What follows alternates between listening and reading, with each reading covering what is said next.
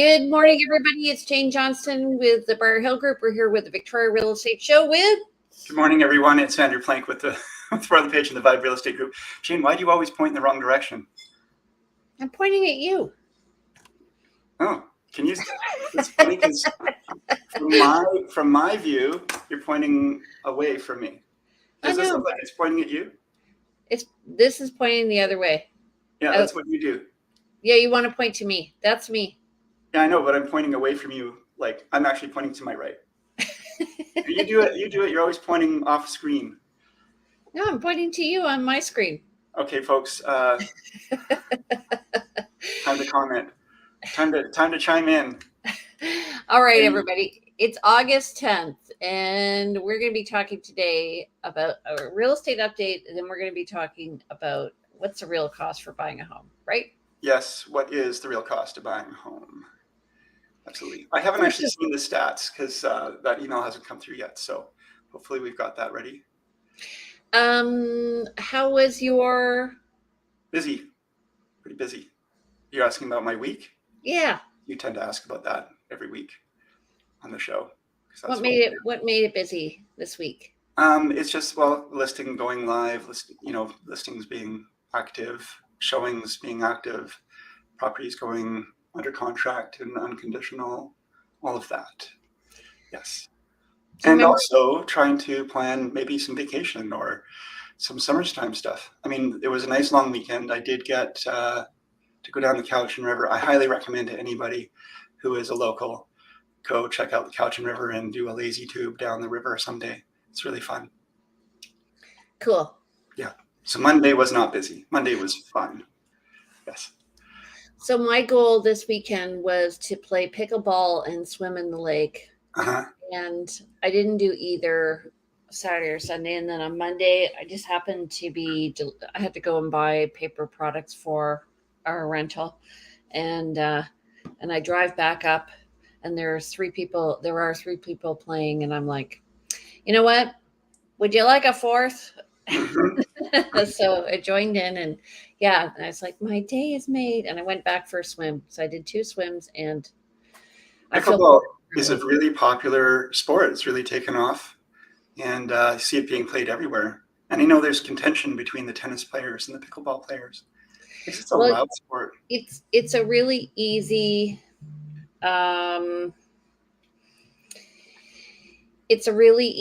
sport to just pick up. So highly recommend that. And they're starting to change the courts around here. So anyway. Change them to align with pickleball? Is there a different lines in pickleball than tennis or something? Yes, it's short. Okay. So you could probably put 4 pickleball courts on 1 tennis court. Okay, that's good to know. All right, well, let's talk real estate. Have we got those stats to look at for what's happened in the last week? Yes, we do, darling. Thank you. Alrighty. So it is August 10th, and we're looking at the past week and the cost of buying a home. Mm-hmm. Alrighty, go ahead. All right, so today is August 10th. As of August 8th, Tuesday, it was, we usually do these stats on Mondays, but it was a long weekend. So as of Tuesday, we had 104 unconditional sales in the month of August, 231 new listings, and we're at almost 2,400 active listings. We're at 2,398. So last year at this point, there were 478 unconditional sales on the books, and there were 980 new listings. Oh, sorry, this was the full month of August last year. Yeah. 478 new listings, 478 unconditional sales, 980 new listings, and 2,137 active listings, all told for the month of August 2022. So are we on target? What do you think?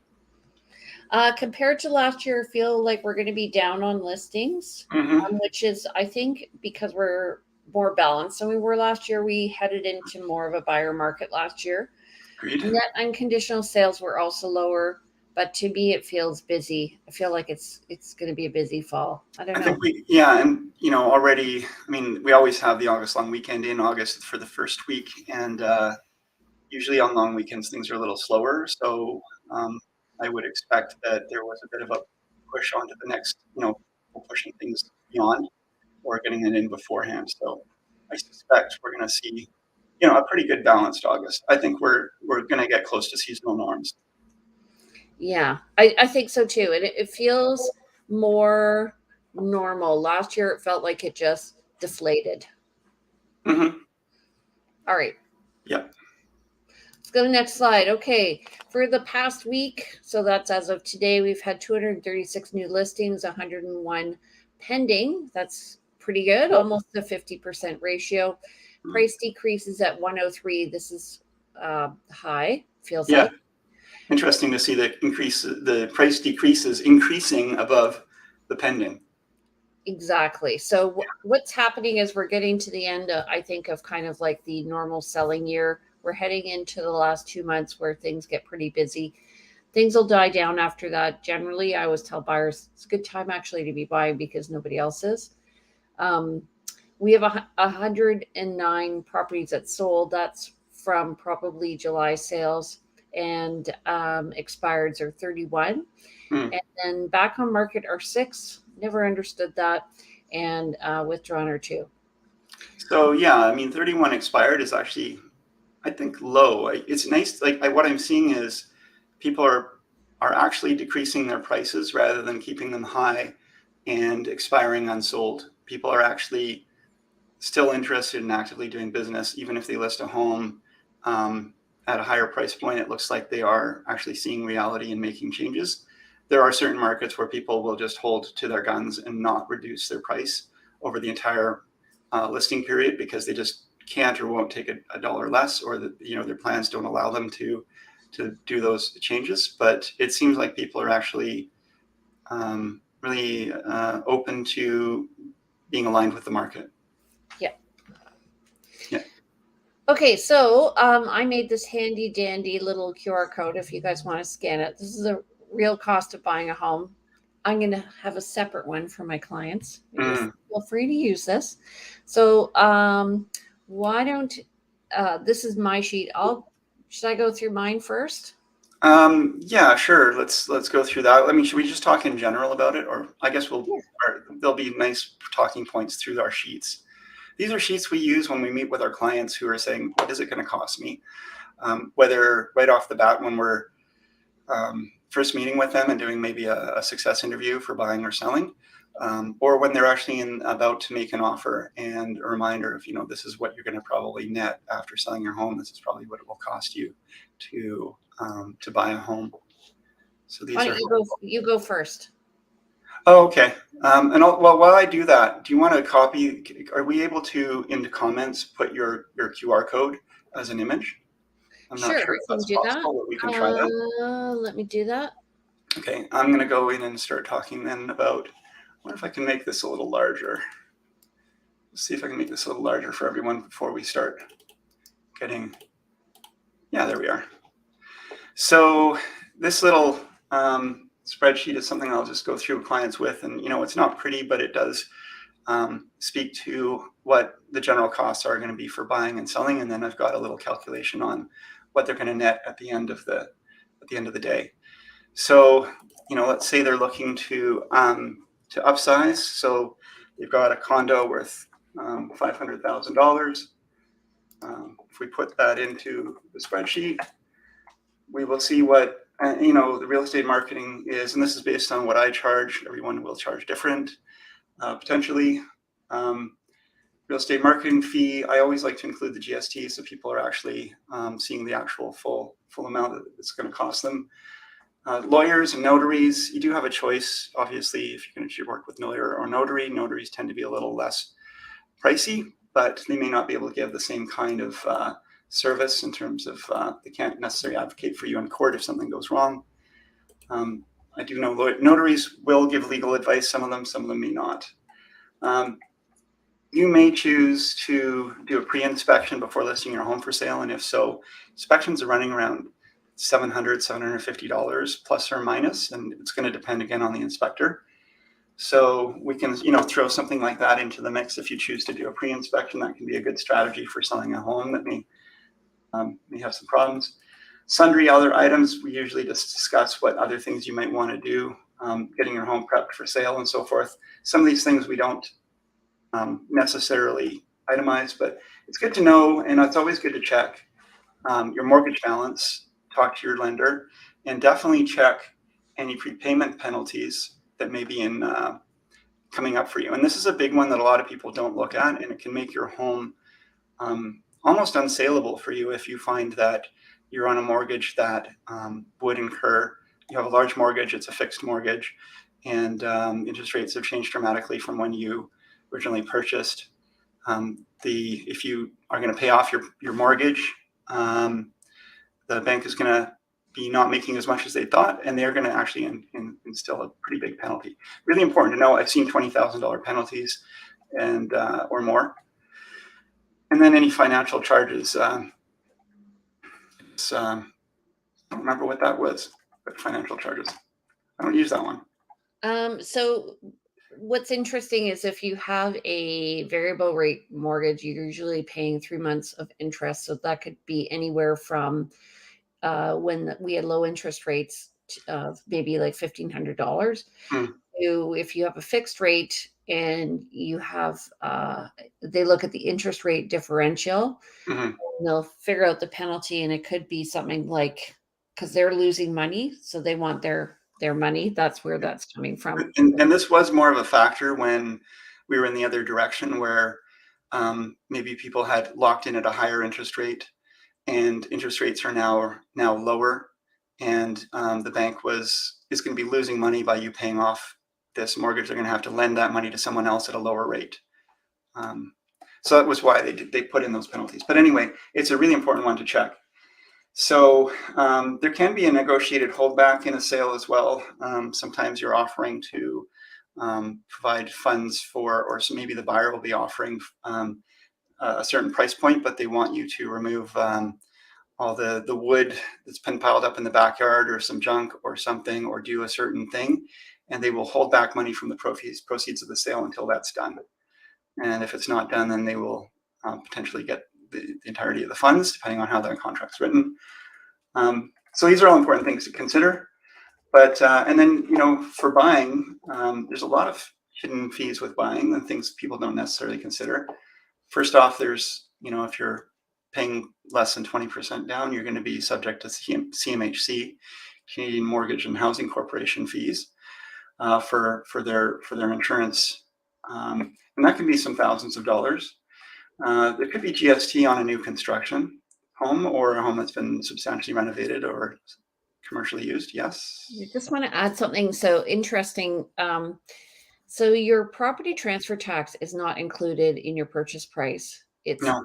addition to. But what's interesting is when you go for your financing, if you negotiate a cost of price and it's plus GST, so let's say it's $985, and your GST takes you over $1 million, you now have to have 20% down. Right. So it's considered part of the purchase price from the perspective of CMHC. Right. Okay. So what Jane's referring to is CMHC will only insure mortgages up to under $1 million. If it's $1 million or higher, you're not going to get insurance, and that includes any GST in there. So that's important to know. Any mortgage insurance. Any mortgage insurance.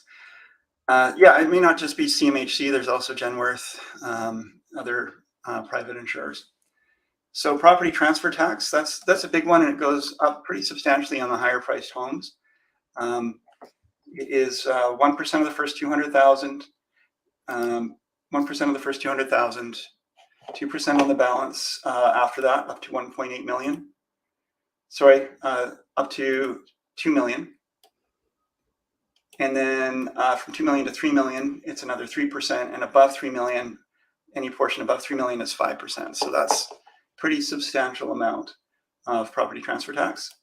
So that's a really important one. That's a big one. A lot of people coming from out of province may not be aware of that. Foreign buyer's tax is one. Obviously, if you're not a Canadian citizen or permanent resident, that's a huge one, and always like to have that discussion. So that's why that's in there. Building inspections, again. Now, if it's a rural property, there might also be septic inspection, a well water inspection.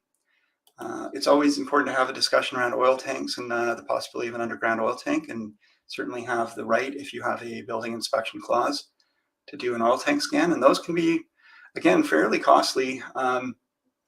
They can run from free by having someone come out who, Rick usually from Victoria Tank will come out and do a scan for free, because if he finds an underground tank, he's likely to get the business to pull it out. And then there's companies that will do ground penetrating radar scans, and those can be, some hundreds of dollars. Property survey or title insurance, not a lot of people are getting surveys anymore, but title insurance, often required by the lender, that's a few $100s. An appraisal by, actually it's probably low now for this appraisal amount. I think it's 400 at least. 400 now for an appraisal. Yeah. And sometimes you can ask your lender to pay for that. Pay for it. Yeah, your mortgage broker lender may include it. It depends on, I guess, your relationship with them and the products they're offering and so forth. Certainly, it's not a given. It's just a discussion. But an appraisal is usually required by the bank if you're not a cash buyer, because they're going to want to know that what they're selling you, what they're lending to you, is actually worth it. And that's where, actually, this is an important one, because there's an extra nuance to this, Jane, of course. Let's say someone's buying a home and they've agreed to $1 million for that home, but it only appraises at $800,000. Right. And you still want to buy it. You have to come up with that difference. The lender will only lend you as if it was $800,000. So you would have to come up with that extra $200,000. So in terms of costs, it's an extra amount of money you need to come up with. Am I boring you, Jane? No, I got up early, but I just want to say there's two things. One is in the US, they actually negotiate this into the contract, that they negotiate a kind of a balloon where Right. if it doesn't appraise within 15,000 or whatever, then you can walk, or you can adjust price or whatever. Yeah, that's all part of the escrow period and so forth, right? Yeah. So Greek to me there. Lawyers, again, lawyer for selling tends to be, actually lawyer for buying actually tends to be a little higher than selling often. Yeah, it depends on whether or not they have to discharge a mortgage or not, or add a mortgage. So cash buyer, it's going to be less. Yeah, I like to sort of over quote, but again, I'm seeing now like quotes of 2,200, for a condo. Wow. From some lawyers, and I'm definitely suggesting people, call around and get a couple of quotes. Now, fire and property insurance, it's going to be a given what you buy. If it's a condo, you may just be getting contents insurance. If it's a strata, you still might be getting your contents insurance, but insurance will be part of your strata fee for the building. But if you're buying a house, that's something to consider. And it's just something for people to throw in the bucket. It's not a cost to purchase as such, but it's an ongoing cost you might want to consider. Adjustments for usually, the oil in the oil tank is included in the purchase price and so forth. Right. But there may be some slight adjustments at the closing based on where you are in the property tax, what line you are for having paid property tax, whether you are buying before it's been paid by the seller or after, partway through the year. And then if there's a buyer's agent's fee is listed here, and that's simply because if the home is not listed on the market MLS service, there may be a fee that I will be discussing with my clients around ensuring that I actually get paid for helping them. It's so funny, like we're so much more savvy than we were when we first started, eh? You and I? Yeah. Oh my God, I hope I get paid. Right. Yeah. Yeah. Well, I find that it's important to have these discussions early, and then no one is surprised by it. And obviously, nobody is without a buyer's agent contract, there's no requirement that the buyer pays us anything. It's usually expected that it comes through the seller, but there is that discussion that it may happen that there's a situation where it doesn't happen. So anyway, that's why it's in there. The rescission fee is I've got a little calculation for that, and that's only a fee if you decide not to purchase and decide to walk away within 3 days of your agreement, unconditional agreement on the first within 3 days of your first offer. So that's overall Okay. the discussion that I have with clients, and again, in a real situation, let's say again they're buying and selling, they're buying up. We can calculate their what their purchase and sale difference is after throwing in these different amounts, so they know what kind of cash on hand they probably need to have to make I'm that. just going to share my screen. Can you see mine? So mine, I just divided it up. It's totally cost to buy a house. I don't have the seller's cost. So this is just based on working with buyers. Yeah. I created this to share it with my mentee, not my mentee, my associate, Kayla.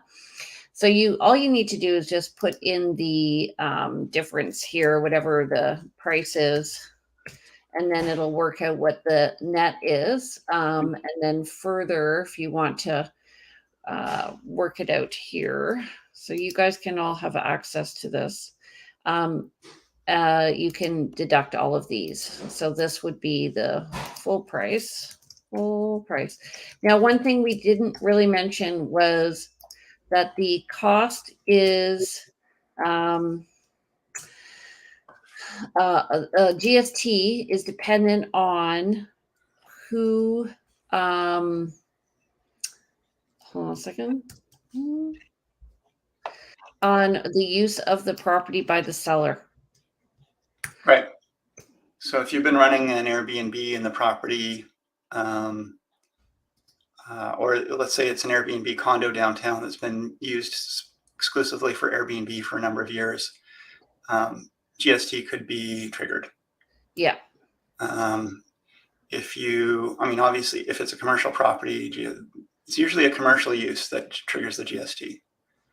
Yeah. Or a new construction or a substantially renovated home that is essentially like new again, and then it triggers it as being a new home again.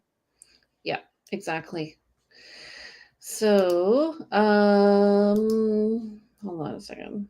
Yeah. So I just find this helpful because often people come in, they just think, okay, I'm going to buy a house, and then they're not considering all the extra costs. I just had somebody from Alberta who was working with another agent previously. And I said, hey, just letting you know, like there's property transfer tax here. And it was a big surprise for them. That it was a big surprise for them. And I find that often the case when we're dealing with people from out of country and out of province, especially out of province. And we're not really dealing with as many people out of country anymore because of the buyer bans. But out of province, for sure, a lot of people are not prepared for that or ready for that, and it really can change their buying strategy or even their intent to buy. And the same has happened with me. People have been working with other agents, and then switch. And I guess they switch for a reason, and maybe they weren't feeling like they were being kept informed. Right. But certainly, it's a surprise to me when people aren't aware of these things. But that also comes from experience, and we've been doing this for a lot of years, and we know that these are important things. One other nuance I kind of want to mention: if you are buying. When the markets are really hot and you're making offers on homes, you may not get the first home you make an offer on. You may not get the second home you make an offer on. And if you're making offers that are subject to building inspection, you could have, a couple of things happen. You could make an offer on a home subject to building inspection. It doesn't pass the inspection. You can't negotiate a better price with the seller on the inspection results. And things come to an impasse and you walk away. That's money you're not getting back. Obviously, it's probably good to have dodged the bullet if it was a house with problems, but now you have to account for another home building inspection and perhaps another again. So it's not often that we go through a number of building inspections in the search for a client, but it's possible. Same with pre-inspections. If you're looking at a home and you love it and it's looking at offers, you look at it on Thursday and they're looking at offers on Monday, and you want to make as clean an offer as possible, but you don't want to make an offer without a building inspection being done. You might do a pre-inspection ahead of offer day, but you might be one of 10 offers, and so your chances of buying that are not great. And that was more of an issue during COVID, I found. Yeah, I mean, different markets, different strategies, but it's just something to keep in mind. And it's just a discussion that's always good to be had. This money may be money that you just don't see again. Yeah. So just here's a $900,000 property. There's no Airbnb. There's no weirdness. They have more than 20% down. So it costs $923,300. So 23,300 on top. This is for the purchase. Yeah. Yeah. Yeah. So that's what these are the type of numbers that people need to be looking at before they purchase. And again, so when people are looking at this and they're saying, well, how does the realtor get paid? In most cases, there's a cooperative fee associated with the listing. And so we wouldn't be charging our clients for our service. But there are situations where, 99.9% of the time, the buyer doesn't pay. But there are situations where we may be in a situation where we do ask for a bit of a bump. I have a minimum fee that I charge for. I like to talk to my clients about that up front, and most of the time it's covered. But these are all pieces of the puzzle when you're considering your costs and what it actually costs to buy. Yeah. So, do you have anything else you want to add to that? Well, just that, it does look prohibitive, and there is an uphill battle in getting, for first time, I was talking to first time buyers that might be out there listening to this. It's quite a hurdle to get your first down payment, and especially with all these additional costs out there, and the property transfer tax being a big one. But at the end of the day, investing in real estate is overall. I mean, when I look back on, what do they say? The best time to invest in real estate was 5 or 10 years ago. The second best is today.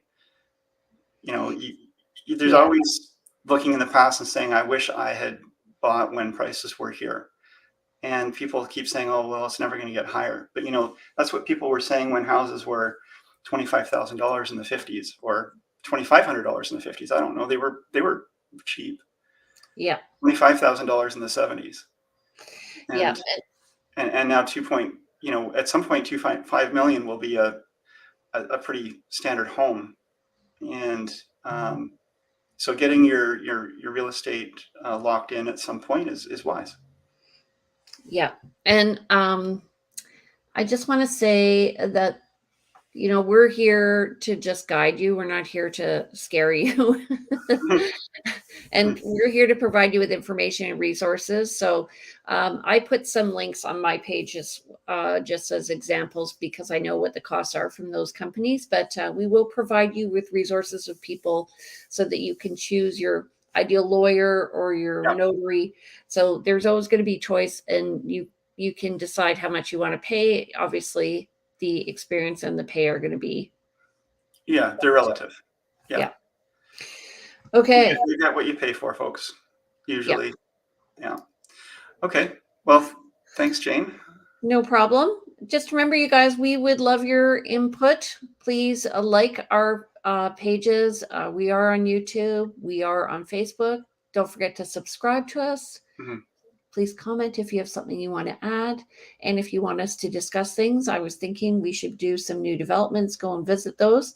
So maybe that'll be coming up. And thank you, Owen. We would love for you to share this to people that you think might be interested in this as well. Yeah, absolutely. I know a lot of people tell me that they actually listen to us while they're doing their other things, but they've got us on in the background. They're not actually watching the show, but they're listening to us. I guess they find the sounds of our voices soothing or something.